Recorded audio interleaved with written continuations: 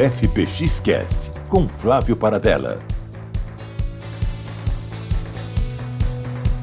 Oferecimento Giovanetti Campinas, sinônimo de sabor e tradição desde 1937.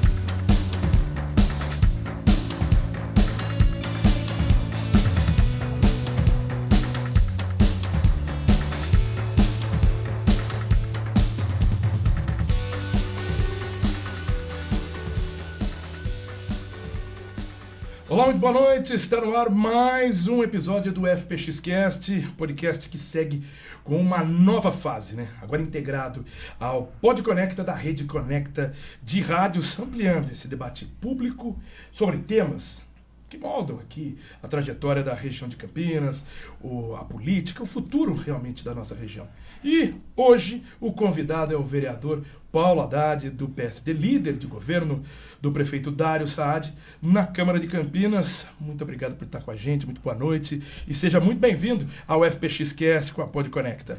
Obrigado, Paradella, sempre uma alegria poder revê-lo e contar com o seu profissionalismo para que a nossa população, o nosso cidadão comum tenha algumas informações importantes. E parabenizá-lo também pelo programa, por mais essa empreitada, que seja coroada de êxito e que tenhamos aí bons podcasts para apresentar para a nossa população.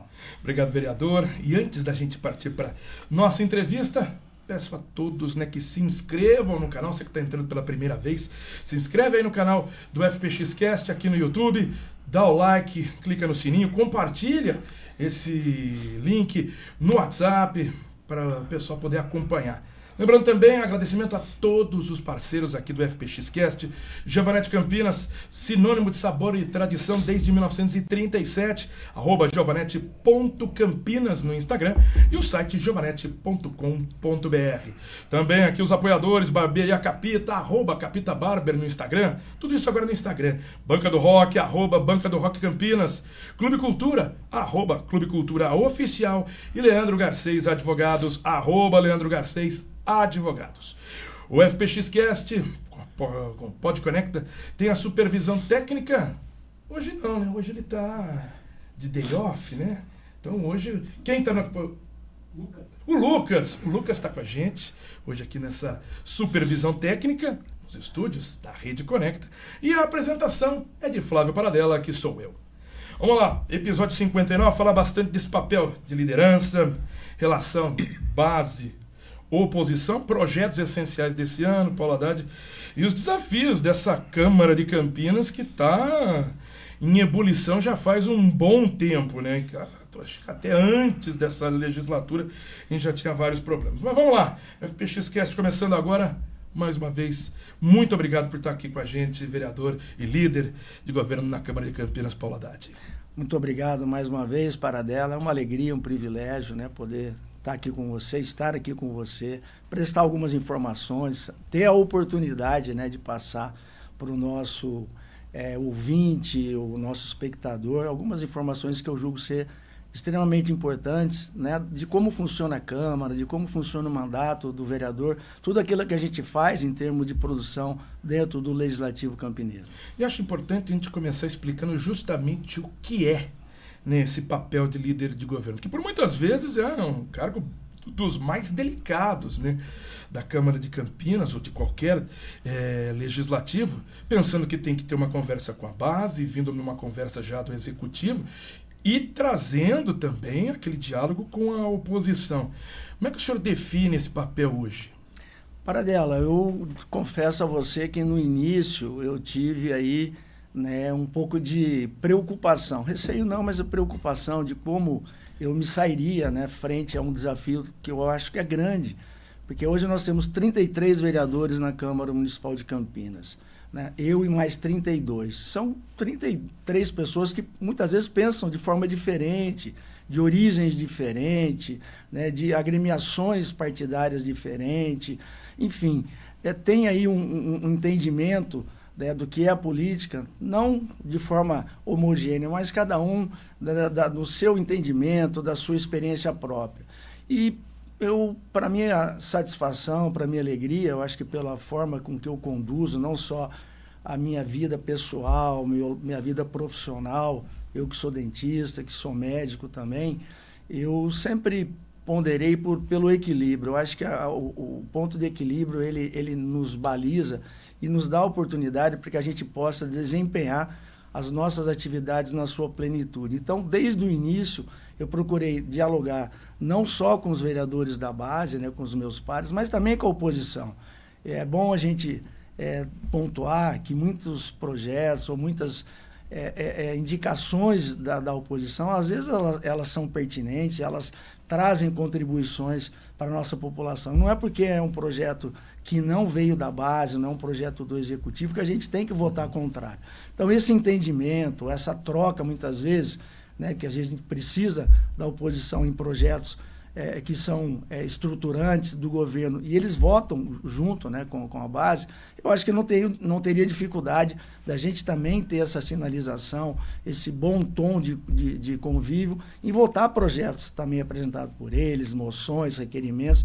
Então, eu tenho um bom relacionamento com a oposição, né, os vereadores do PT, do PSOL, do PCdoB, eu acho que tem vereadores de qualidade, são vereadores, né, que defendem as suas bandeiras, defendem os seus posicionamentos, cada um dentro daquilo que entende que é mais importante. Mas hoje eu transito de uma forma muito tranquila, eu acho que até como eu já falei, pelo equilíbrio emocional que eu tenho, a forma com que eu me dirijo aos meus pares, de forma muito sossegada, eu acho que a gente conduz essa liderança de governo. O senhor se considera mais um articulador político ou um defensor mais técnico desses projetos do Executivo? Eu acho que as duas coisas. Eu acho que nós temos esses dois viés, né? Os projetos, naqueles projetos que a gente, ou naqueles que eu devo me debruçar mais, para que a gente tenha aí uma estrutura melhor, informações mais técnicas para defendê-los, eu faço. Procuro fazer, né? Eu me informo de todos os projetos. Alguns são importantes que a gente explique, né? Passe não só para os vereadores da base, mas da oposição, qual é a essência do projeto. E também, dentro do meu perfil, eu acho que o diálogo, né? Esse bom senso como articulador, eu acho que ele é algo que eu tenho exercido, tenho procurado ser bem cuidadoso para que a gente muitas vezes não atropele, de alguma forma venha ferir as pessoas ou agredi-las. Então, eu acho que a condução, né, do entendimento, do convencimento, ele é muito tranquilo. E como é que funciona a formação dessa maioria, né? É uma conversa individual com cada vereador, ou é conversa em bloco com os partidos? Tem ainda corpo a corpo? Como é que isso funciona para conseguir uma maioria em algum projeto? Bom, sempre tem. Apesar da base, nós somos em 26 vereadores da base, né, isso pela composição dos partidos que apoiaram a reeleição do prefeito Dário Saad. Mas mesmo diante de vereadores da base, alguns vereadores, eles questionam os projetos. Mas por que disso? Por que a gente não apresenta uma emenda dessa forma? E a gente acaba dialogando, né, muitas vezes com audiências públicas, muitas vezes individualmente, com alguns vereadores ou com bancadas. Hoje nós temos lá bancadas que são expressivas, 5 vereadores, então muitas vezes eles querem responder em bloco, né, um projeto, votar em bloco, e a gente tem que ter esse poder de convencimento. Muitas vezes extrapola a liderança de governo, eu tenho que muitas vezes me recorrer a algum secretário, algum diretor, para que as informações técnicas mais precisas, elas venham, né, a sanar algumas dúvidas desses vereadores, e também vereadores da oposição, que muitas vezes eles justificam o voto contrário até por ideologia política ou por orientação da própria bancada, mas sinalizando que, eventualmente, eles até poderiam votar favorável, mas até por uma questão partidária votariam contrário. Mas quando nós já sabemos que nós temos a maioria, isso também fica em segundo plano.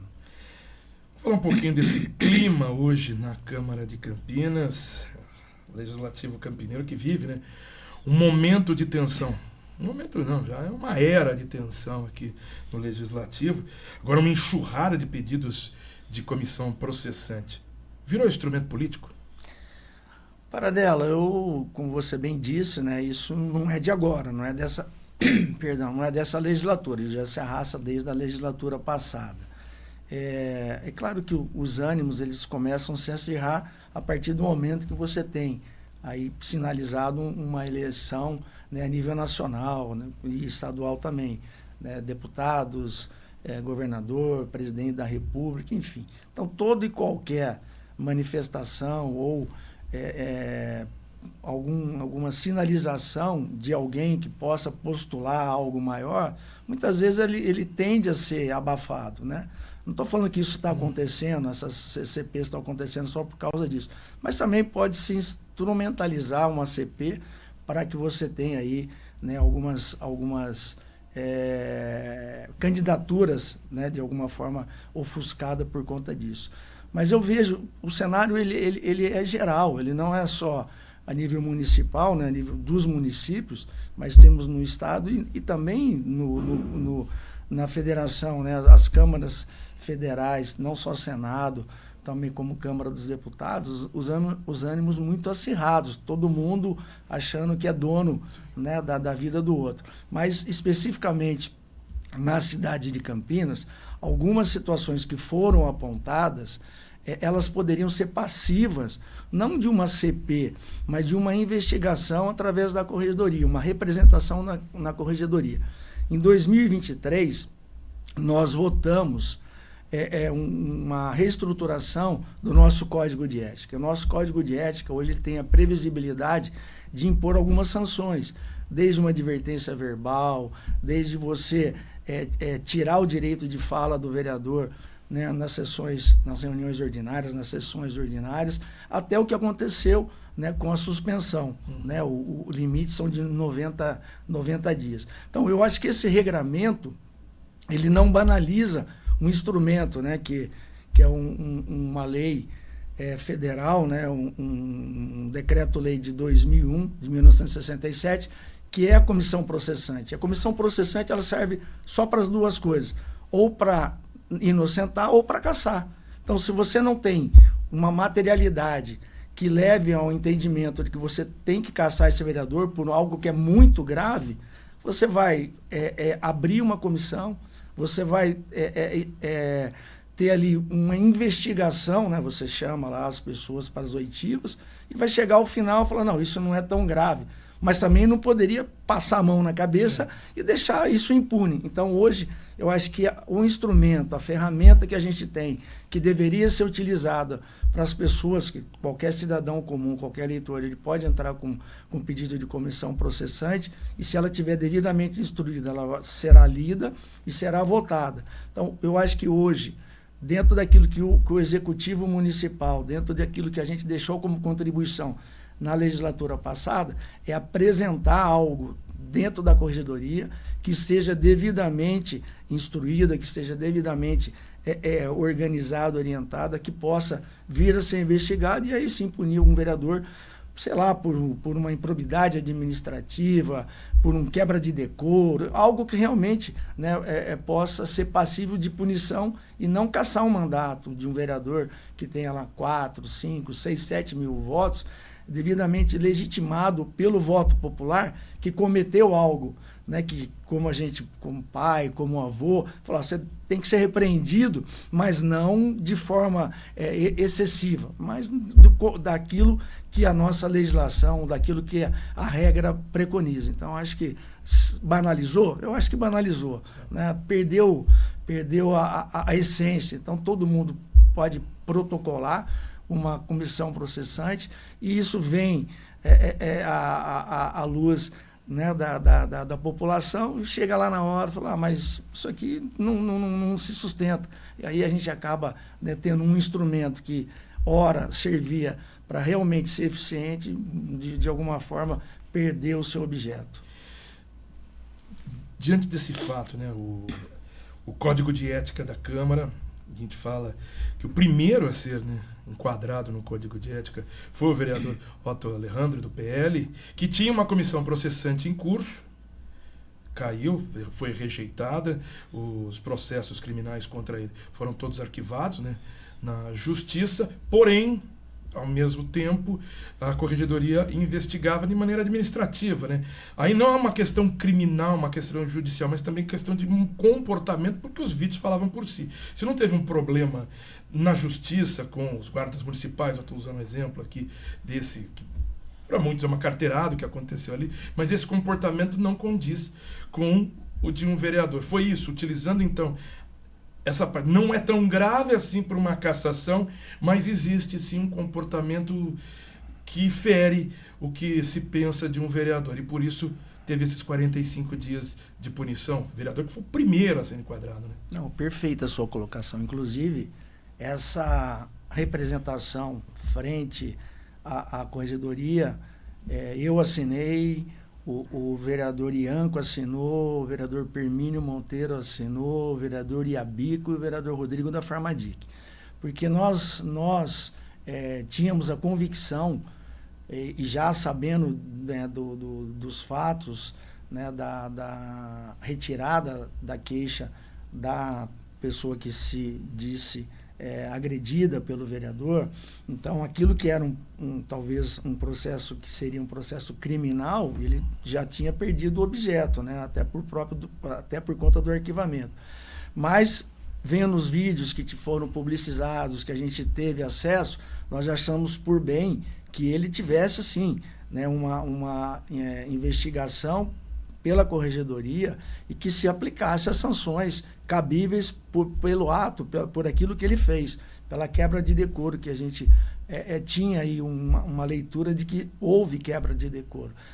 Inclusive, eu participei da oitiva com a pessoa, a denunciante, que nos disse que não havia acontecido aquilo e quais foram os motivos que levaram a fazer essa denúncia, e a gente realmente achou que a nossa ação nesse momento ela foi assertiva, porque nós não deixamos de dar uma resposta à população, e o Otto entendeu, até pelo bom relacionamento que eu tenho com ele, pelo respeito que eu tenho pelo mandato dele, ele entendeu que essa punição que ele teve foi pedagógica, foi para que ele realmente aprendesse, ele soubesse quais são os limites, quais são as atribuições, quais são as prerrogativas de um mandato de vereador, e isso, de alguma forma, quando não é exercido de forma correta, macula a Câmara como um todo, né?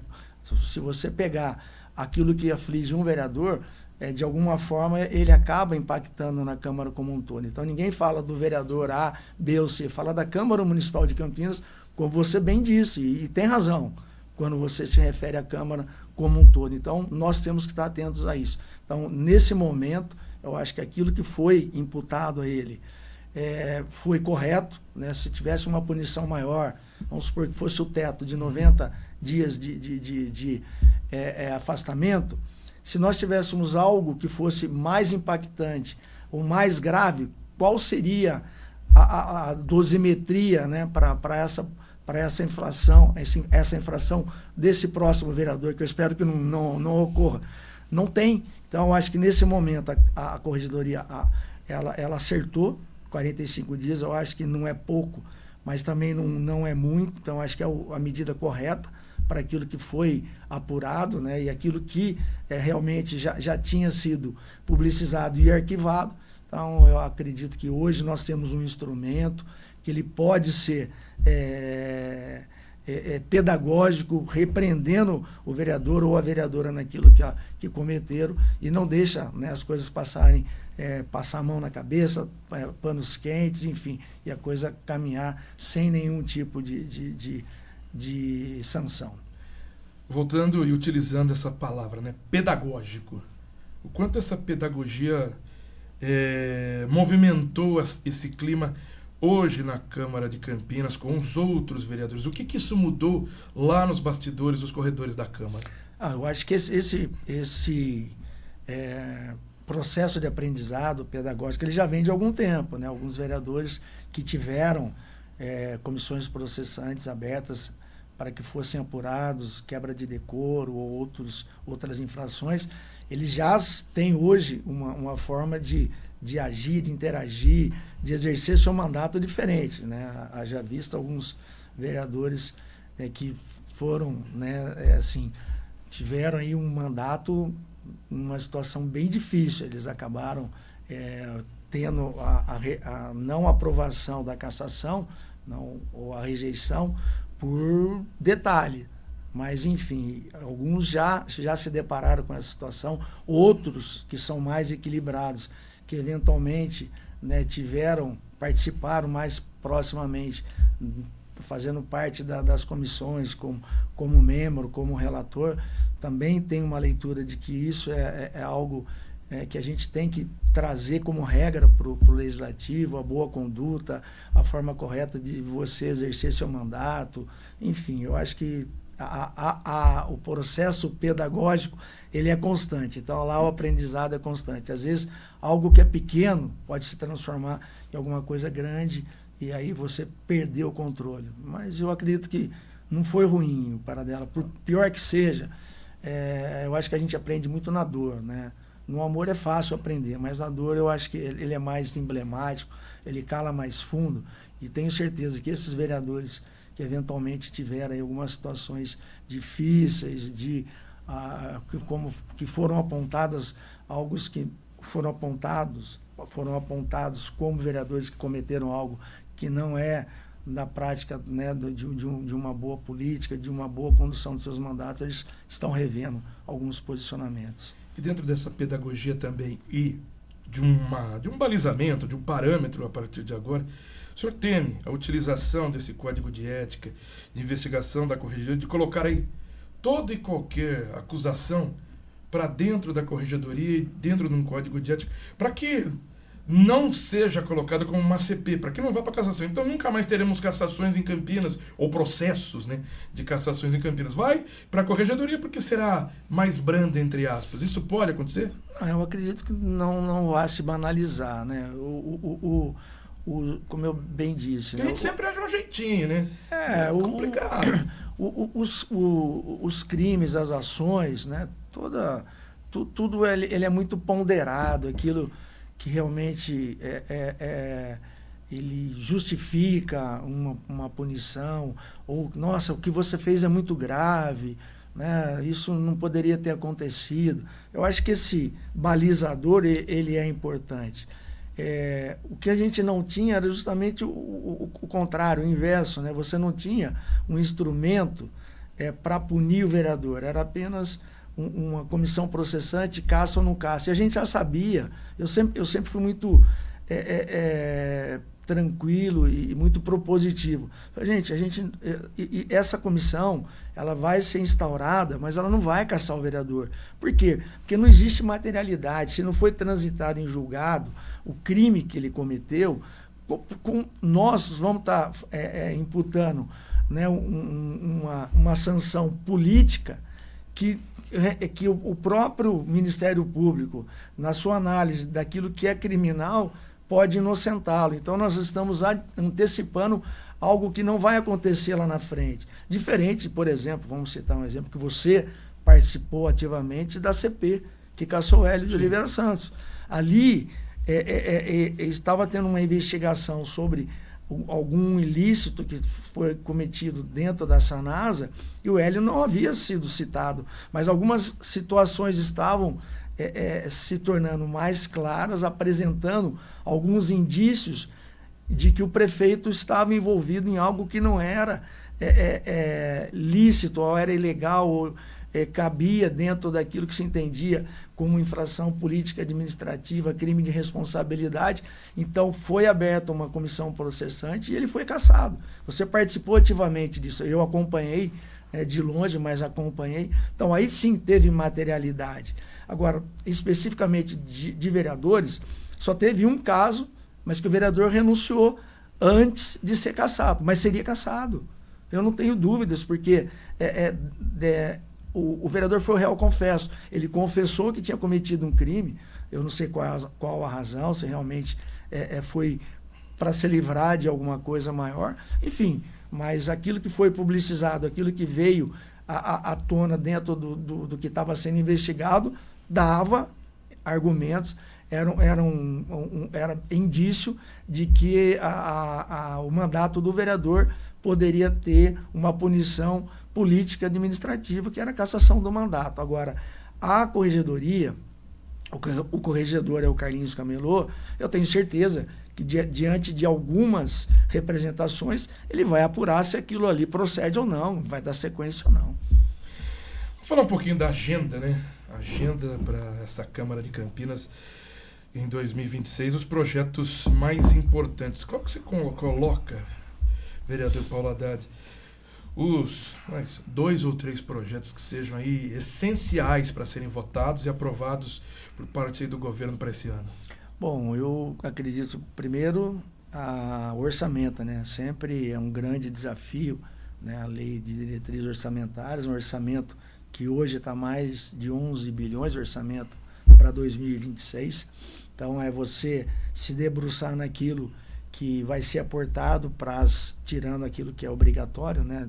Os 25% da educação, aquilo que será aportado para as diferentes secretarias, seja saúde, seja zeladoria, transporte, enfim. Então, acho que a lei de diretrizes orçamentárias ela é importante.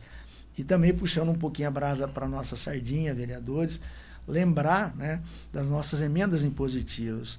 Eu sempre falo que a emenda impositiva ela trouxe para dentro da Câmara Municipal, né, uma igualdade, né, para todos os vereadores, né, foi de uma forma republicana. Ela deu a oportunidade de todos os vereadores, não só da base, mas vereadores da oposição. E hoje eu estou na base, mas eventualmente numa outra eleição que eu não esteja, hoje eu tenho, né, a possibilidade de destinar um recurso. Hoje nós temos aí 3,4 milhões de reais para destinar para qualquer que seja aquilo que eu imagine que seja importante. 50% para a saúde e os outros 50% para as diferentes secretarias ou entidades, né? Então, as emendas impositivas, elas democratizaram a Câmara Municipal. Então, esse é um grande desafio e também acompanhar, né, se as emendas estão sendo executadas. Então, isso eu acho importante. Um outro assunto que eu acredito que nós iremos nos debruçar, que também passa pela Lei de Diretrizes Orçamentárias, que hoje Campinas ela investe, aporta 80% daquilo que é gasto em saúde, 2% do governo estadual e 18% do governo federal. Então, nós iremos nos debruçar naquilo que é a construção ou a viabilização do Hospital Metropolitano. Eu tive a oportunidade de propor uma frente parlamentar para a instalação do Hospital Metropolitano, como outros vereadores também, né, se mobilizaram para isso. E nós tivemos, no final do ano passado, exatamente, final do ano passado, a votação, né, da doação do terreno, da cessão da área, né, para o governo estadual, para que pudesse ser realizada a construção. Então, eu acredito que alguns projetos que virão, para que a gente possa fazer o aporte, fazer toda a regularização para a instalação do Hospital Metropolitano. Voltando no assunto emendas impositivas, né, o senhor fala de uma democratização, utilização, né, transformando praticamente o vereador num executivo daquele ponto.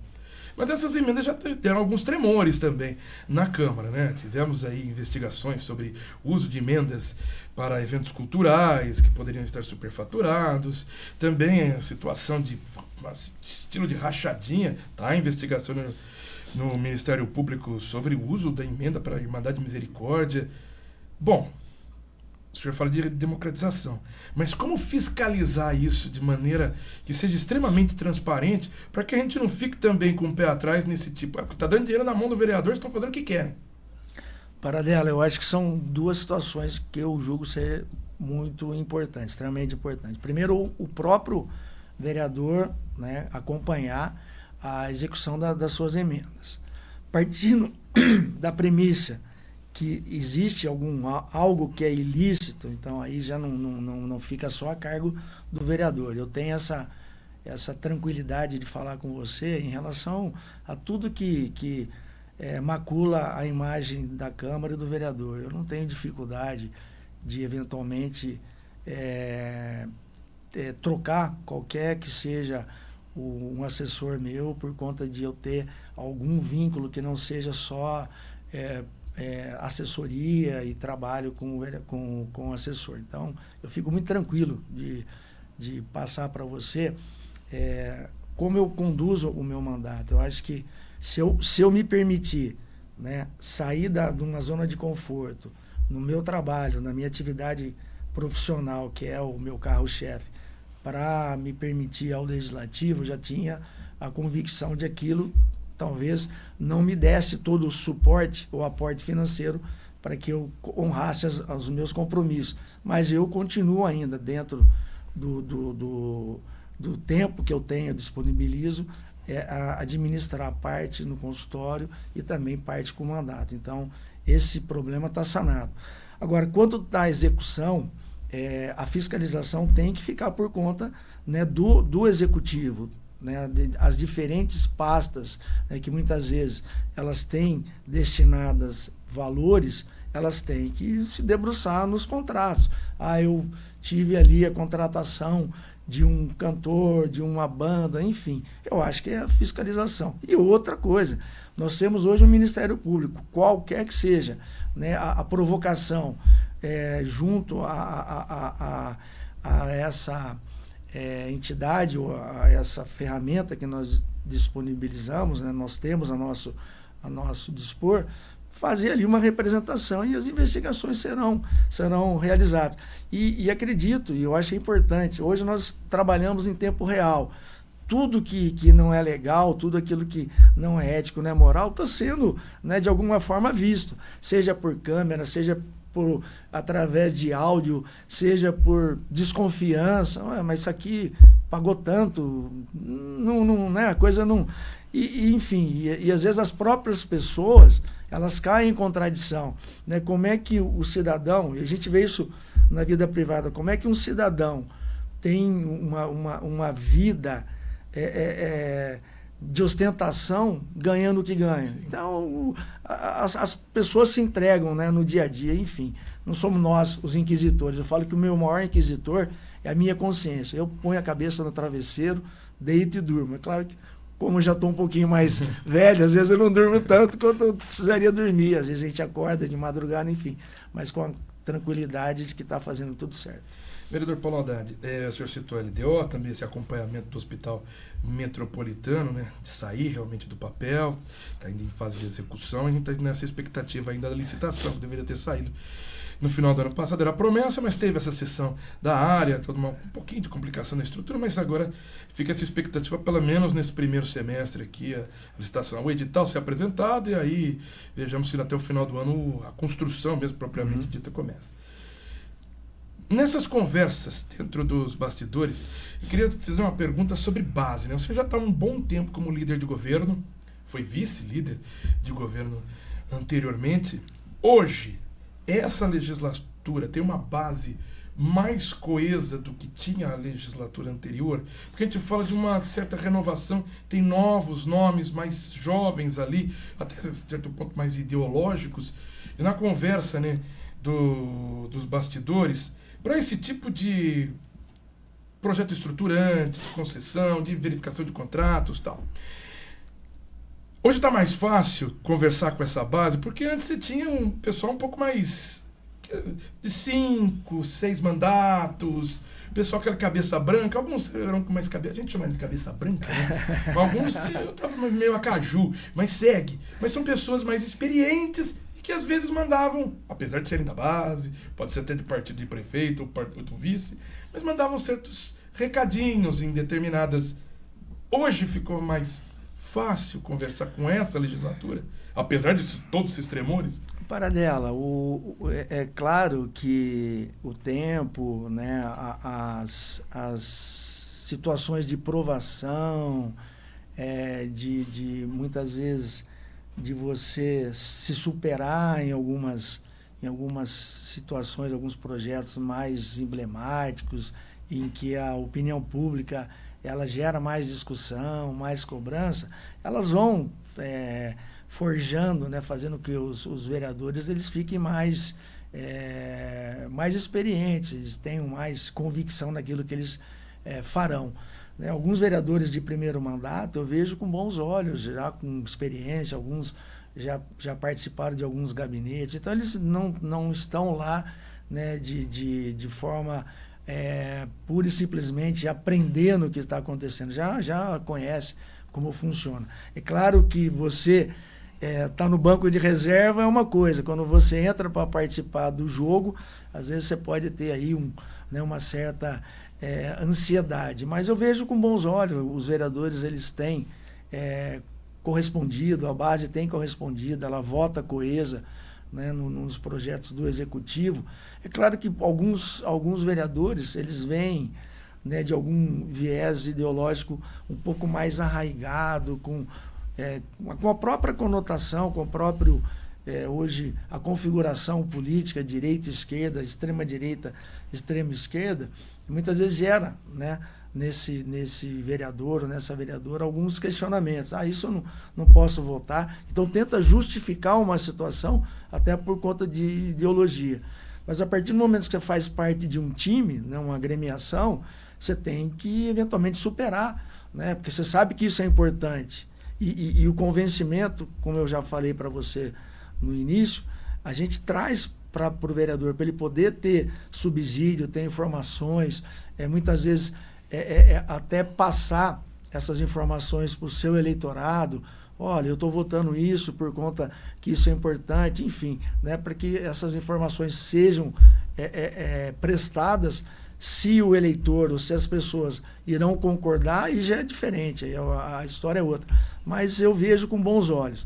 É claro que na legislatura anterior, ou nas anteriores, que me deparei com grandes nomes também da política municipal, vereadores já de 5 mandatos, né, vereadores com 4 mandatos, pessoas mais experientes, como você bem disse, cabeça branca ou cajuzinho, mas que tinham, né, convicção, postura, eloquência naquilo que eles iriam, muitas vezes, disponibilizar, né, na tribuna. Era bacana de ver alguns vereadores fazendo uso da tribuna, justificando, né, muitas vezes o seu voto, que eu acho que isso é importante, justificando, né, o porquê daquilo, com um embasamento técnico, conhecimento dos projetos. Então, o momento, né, da pessoa se declarar ou estar realmente focado e fazer parte de um grupo, estar coesa, é uma questão de momento,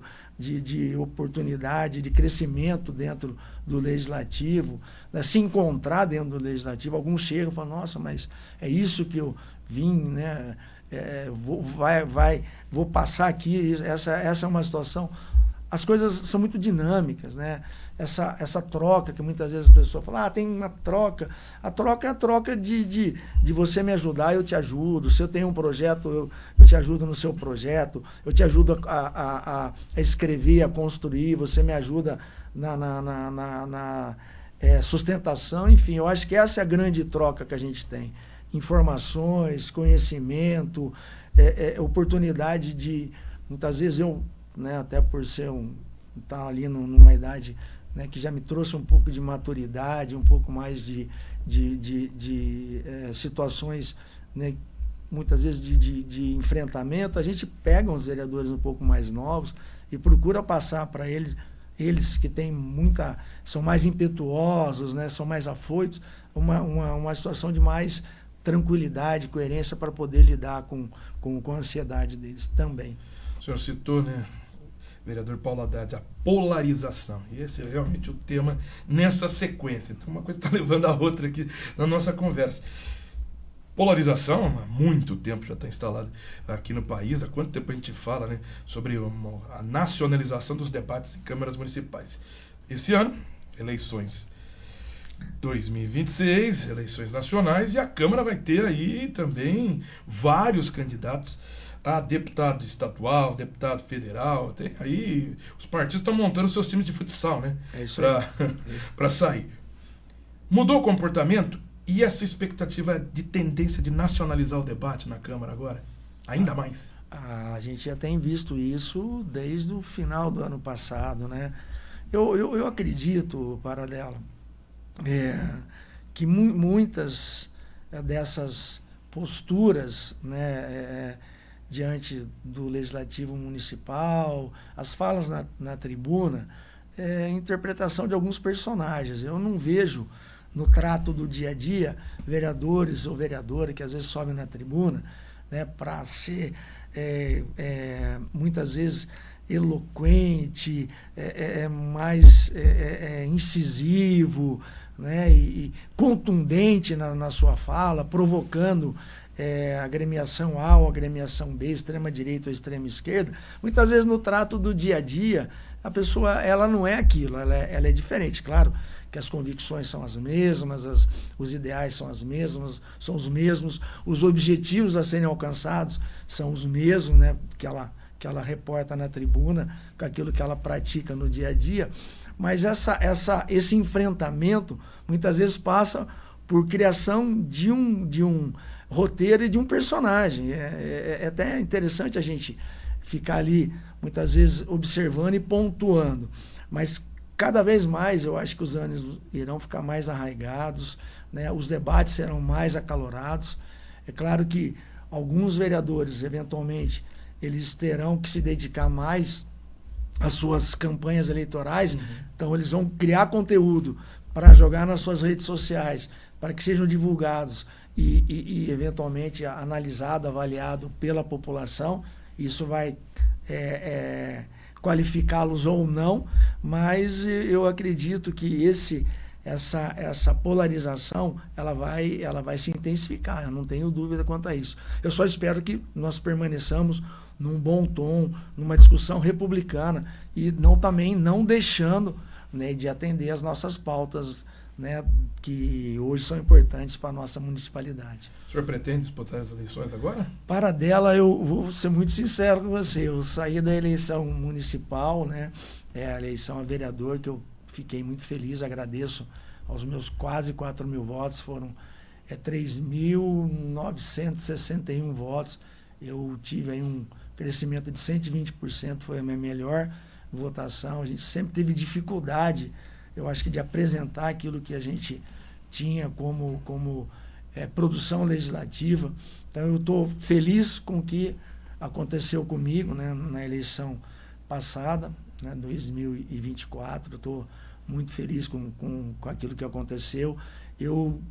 Nesse ano, eu vou ficar numa expectativa de tentar ajudar a eleger alguns deputados federais e estaduais que sejam importantes para Campinas, para que a gente consiga tê-los como aliados, continuar a tê-los como aliados, para que tragam recursos, emendas, né, de bancada, emendas individuais para a cidade de Campinas, para algo que seja importante, ou realizações de projetos que sejam estruturantes. Então, não pretendo, a minha intenção agora é exercer meu mandato, procurar crescer dentro do mandato, chegar em 2028, se for da vontade do grupo, se eu tiver ainda, que eu acredito que tenha, né, algo a contribuir para a cidade de Campinas, me colocar de novo à disposição da população para uma reeleição. Falando do PSD, o partido, né, que o senhor representa, o PSD cresceu absurdamente na última eleição municipal, cresceu no estado, no país, e em Campinas ele aglomerou aquela debandada do PSDB. Mas na aparência, né, nesse visual, ele não parece ter crescido nessa mesma proporção do que aconteceu mesmo eleitoralmente, né, no país. O que explica isso aqui na cidade de Campinas? O Campinas ela tem algo que é bem particular, né, peculiar dela. Você tem algo muito bem já sedimentado. Você pega, por exemplo, PT é 20%, 25%, algo que já está bem sedimentado. Então é difícil você atrair eleitores, né, da esquerda, principalmente dessa agremiação partidária.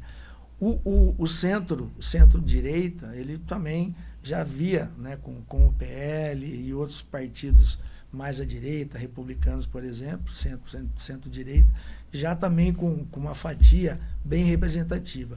O PSD já teve 2 vereadores, perdão, hoje continua com 2 vereadores, mas trouxe para os seus quadros né, lideranças importantes. O partido, eu acredito que tenha tido uma certa dificuldade na forma com que alguns candidatos conduziram as suas campanhas eleitorais. Eu imaginava que o partido pudesse fazer até 3 vereadores. Eu acho que mais que 3, 4, até porque a gente não tinha também toda uma estrutura, como outros partidos já tinham bons candidatos que ficaram de fora com 4 mil votos. Né?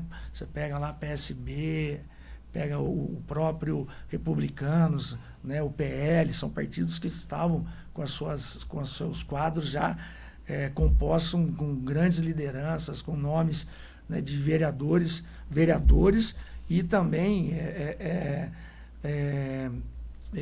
candidatos à vereança com histórico já de muitos votos. Então o PSD, eu acredito que não tenha crescido por conta disso, né? Os próprios candidatos, muitas vezes, eles tiveram dificuldades, né? Tivemos também lá o problema do 55, né, que foi sinalizado para que não se votasse no 55. Para a campanha do deputado Nicolas Ferreira. Isso aí.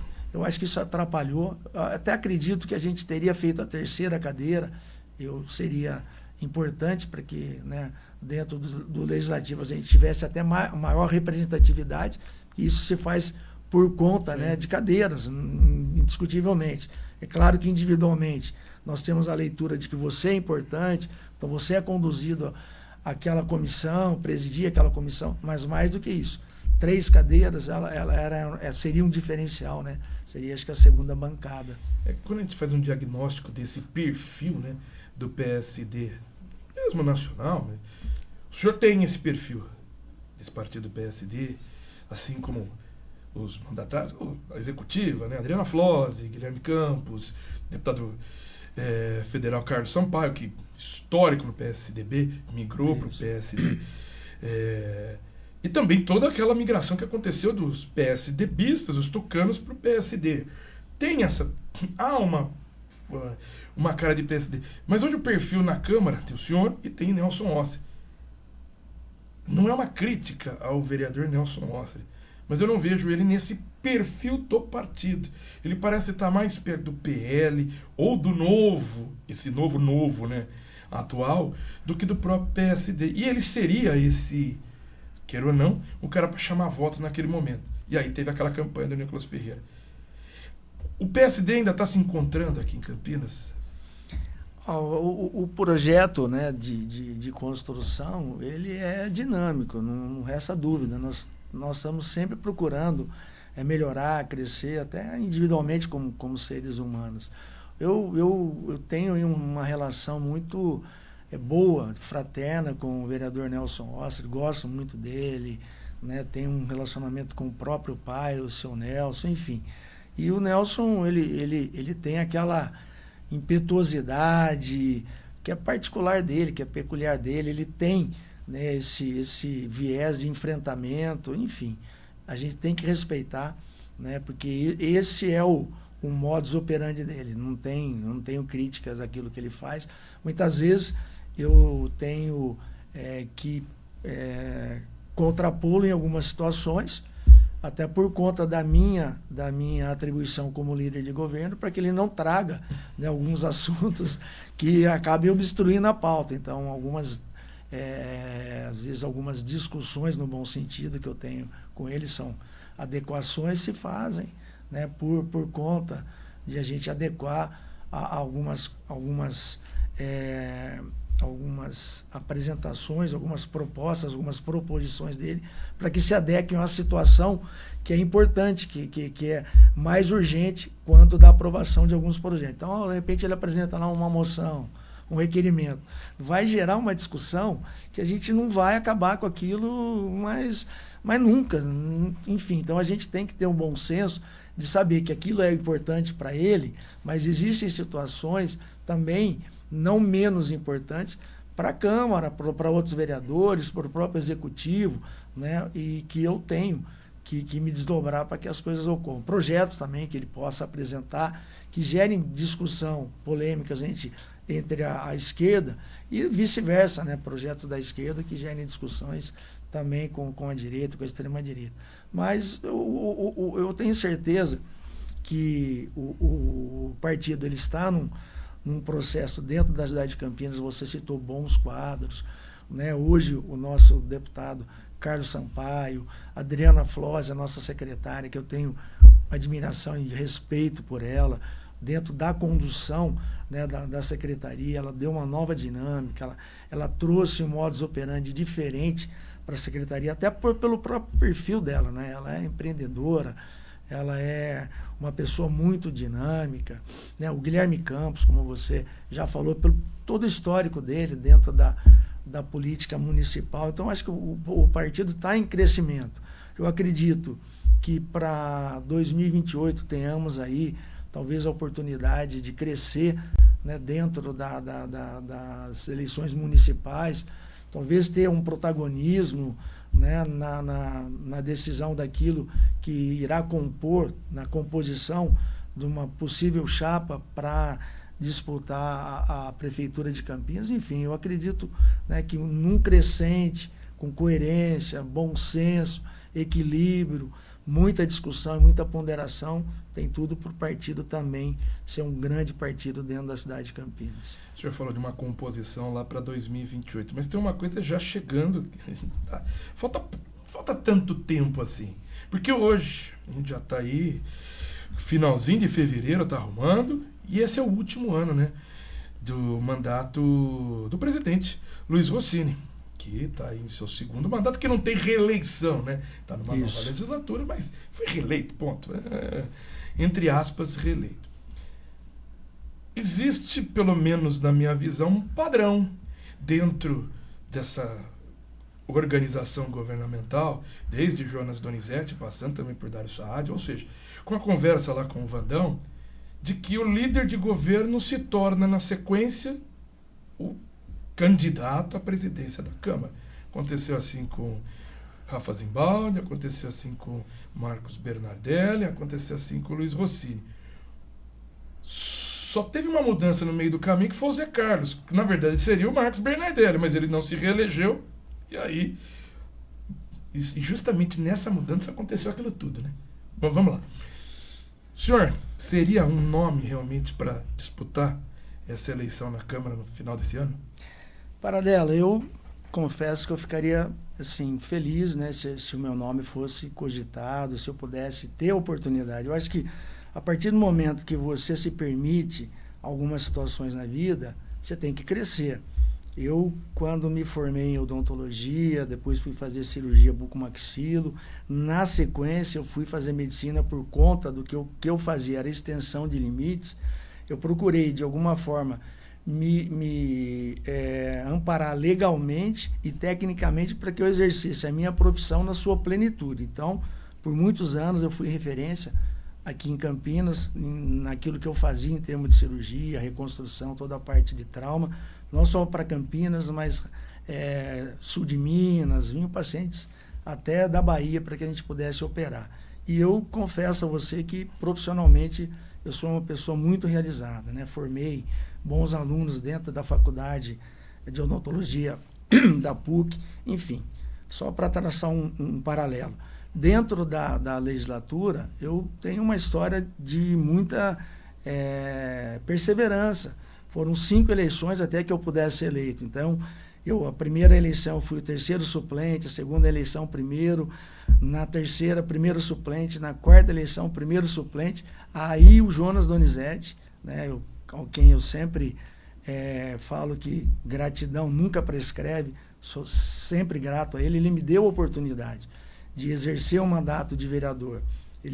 O André, que era o titular do mandato, foi para a Secretaria de Desenvolvimento, André von Zuben, exerceu ali um bom papel dentro da secretaria, e eu tive a oportunidade de exercer o mandato de vereador quase na sua plenitude, né? Na sua totalidade. O André saiu 6 meses antes, voltou, e eu acabei saindo do mandato, mas foi graças ao Jonas. Nesse momento, eu né, conseguir realizar algumas coisas que eu imaginava que eram importantes, ampliar um leque de trabalho social, porque eu fazia isso já dentro do Hospital da PUC, 30 anos dentro de um hospital, né, que atende a rede pública, ajudando as pessoas. Então, o mandato de vereador me trouxe essa oportunidade. Aí fui eleito de verdade, né, a primeira vez, e agora reeleito. Quando da reeleição, eu fui vice-líder, como você bem disse, e aí 2 vezes líder de governo. Eu imagino, né, que seria, para mim, né, por uma realização pessoal e até por conta daquilo que a gente já vem trilhando, seria o ápice de um exercício, né, de uma legislatura, dentro do mandato do vereador, tudo aquilo que ele almeja. Mas isso não passa por mim, única e exclusivamente. Então, eu tenho que ter o entendimento da maioria dos vereadores, então são 17 vereadores, e isso é importante a gente falar, que o governo sempre deixou todos os candidatos à presidência da Câmara muito à vontade para trabalhar. O governo, ele não interfere nisso. Então, se você, Paradella, com mandato, quiser ser presidente da Câmara, eu, Paulo Haddad, com mandato, se eu quiser ser presidente da Câmara, eu tenho que convencer pelo menos 17, ou ter a maioria dos votos, para que quando a gente sentar para ver qual seria a melhor composição, nós já tenhamos aí uma sinalização da maioria, para que não haja nenhum tipo de divergência. Porque se você já entrar rachado, é difícil você conduzir uma Câmara, né, num momento, né, que você tem aí uma divergência de opiniões. Então, a construção, ela é muito democrática. Então, você, Paulo, tenta se viabilizar. Outros bons vereadores, eu acredito que tem ali dentro do quadro de vereadores, bons vereadores que podem ser candidatos também a vereador, mas isso dentro de uma construção, de um convencimento, de uma lógica, de algo que não venha ferir, né, uma forma republicana de você conduzir a composição ou a eleição da Câmara Municipal. Mas está à disposição. Se o Mister chamar, o senhor gostaria de disputar? Quem que não gostaria, né? Eu acho que seria algo muito a contribuir. Eu acredito que eu ainda tenho um pouco a contribuir, não só dentro da minha estratégia de trabalho como líder de governo, mas eu acho que também pela forma com que a Câmara tem sido conduzida hoje, né? Nós não temos nenhum sobressalto, nós não tivemos nada que maculasse as 2 administrações do Rossini, né, do vereador Luiz Carlos Rossini. Então, e até pela proximidade de trabalho que eu já tive com ele, vice-líder, né, agora líder, sempre tendo um bom relacionamento com o presidente, e a forma tranquila com que ele conduz a Câmara, eu acho que seria até por bom tom. Se não for eu, alguém com um perfil parecido, que possa conduzir a Câmara sem sobressalto, sem nenhum tipo de né, denúncia que venha macular a imagem de um presidente da Câmara, que seria ruim para o grupo todo. E para a gente finalizar, de falar desse momento, né, de desgaste institucional, tantos problemas atingindo a Câmara, o Legislativo ainda tem ou perdeu autoridade perante a população? Paradella, eu acredito que isso, fazendo um parâmetro muito simples, muito simbólico, é o pai que perde a rédea, né, do comando com os filhos. Se você tem argumento, se você está próximo, se você dá o exemplo, eu acho que você não perde. O que perdeu, que eu acho que a coisa ficou lá para trás, e também sem nenhum tipo de importância. Acho que a conotação à época ela era mais de cunho pessoal do que realmente tinha uma importância. É o glamour, né? O vereador, uma autoridade. É uma autoridade, né? Representa 5, 6, 4, 7, 11 mil pessoas, 11 mil eleitores. Então, eu acho que tem uma responsabilidade. O glamour eu acho que não tem, nem ser prefeito. Eu acho que é muita responsabilidade para o cargo. Você responde com o seu CPF, você responde com né, tudo que você construiu dentro da sua vida privada, pela administração pública ou por aquilo que você faz. Mas a população, a gente tem esse feedback. quando você ajuda, quando você faz a coisa certa. Cara, um exemplo muito simples. Às vezes as pessoas, elas ligam pra gente, olha, eu tô precisando, sei lá, tô com uma dor de cabeça. O que pode ser? Aí você explica, orienta, tá? Olha, eu tô numa situação que eu preciso de que você me oriente nisso, ou tem uma dificuldade no meu bairro. Se você está sempre disposto a ajudar e nos momentos que você não consegue, você também tem um não como resposta, fala, desculpa, isso eu não posso. Isso não pode, isso eu não consigo, isso não está, né, ao meu alcance. Eu acho que você tem, sim, uma situação da pessoa admirar o seu trabalho, não é numa admiração pura e simples, admirar a pessoa, mas o trabalho que você executa, o respeito, e depois, né, aquilo que eu falei, que eu acho que é importante, a gratidão, né, que eu acho que a pessoa ser agradecida por aquilo que você fez e não desqualificar algo que você fez por uma fragilidade da pessoa, mas algo que ela realmente precisava e ela se fez aproveitar, se aproveitou não, ela teve a oportunidade de ter sido atendida por você no momento que você seria a pessoa mais indicada, ou aquela pessoa que poderia ajudá-lo, e aí sim ela acaba ficando feliz e tendo aí uma nova forma de interagir, né, com a classe política que, infelizmente, por culpa dos próprios políticos, hoje ela acabou sendo banalizada e muito mal vista. Paulo Haddad, vereador e líder de governo do prefeito Dário Saad na Câmara de Campinas. Queria agradecer a participação aqui no FPX-Cast Pod Conecta, essa gentileza aqui de atender então a Rede Conecta de rádios no podcast. Muito obrigado, viu, Paulo? Paradela, eu que agradeço, né, a oportunidade de participar. E entrevista boa, né? Acaba rápido. Voou, enfim, né? Vamos ver se numa próxima oportunidade a gente estica um pouquinho mais essa corda, mas agradeço de coração. Sempre uma oportunidade, né, poder reencontrá-lo, conversar, enfim, prestar informações importantes para o nosso cidadão. Muito obrigado. Muito obrigado, vereador Paulo Haddad. E assim a gente vai encerrando o FPX-Cast número 59, agradecendo a todos que estiveram aqui com a gente, acompanhando mais um episódio. Eu sou Flávio Paradela, juízo.